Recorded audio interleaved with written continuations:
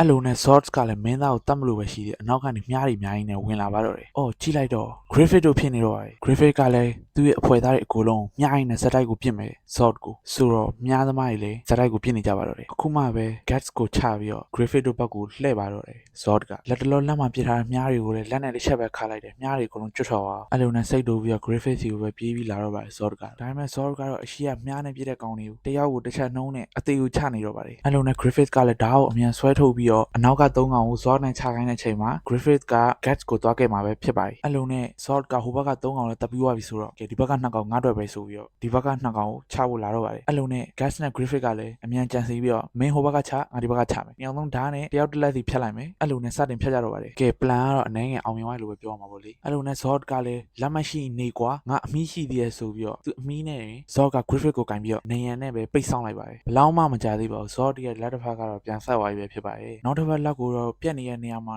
တိယုံပဲရှိသေးတယ်။လက်ကပြန်ဆက်သွားပါပြီ။အဲ့လိုနဲ့ Sword ကတဖြည်းဖြည်း Griffith နားကိုကောက်သွားပါတယ်။ Sword က Griffith နားကိုကပ်ပြီးတော့တတ်မလို့ပဲလုပ်သေးတယ်။ Griffith ရဲ့ level မှာရှိတဲ့ Blade ကိုတွေ့သွားပြီးတော့တော်တော်လေးကိုအံ့ဩပါတယ်။အဲ့ Blade ကိုတွေ့ပြီးမှမင်းသားပဲလှည့်ပြီးမင်းသားကိုအကြံတစ်ခုပေးမယ်။မင်းနဲ့ဒီကောင်နဲ့တငယ်ချင်းလုံးဝအရင်ချွတ်တွေဖြစ်နေကြပြီလား။အဲ့ဒါဆိုရင်မင်းသေဖို့တာပြင်ထားလိုက်တော့ဘာလို့လဲဆိုတော့သူ့ရဲ့ ambition ကတစုံတစ်ခုကြောင့်ပြတ်သွားပြီဆိုရင်မင်းကသေဖို့သေမှာအဲ့ဒါကြောင့်မင်းရဲ့သေခြင်းတရားကိုမင်းလွန်ဆန်နိုင်မှာမဟုတ်ဘူးမှတ်ထားလိုက်တော့အဲ့ဒါကိုအဲ့လိုပြောပြီးတော့အပေါ်ကနေအောင်ခွဲပြီးတော့အတောင်မြန်နေထုတ်ပြီးတော့ပြန်သွားပါတော့တယ်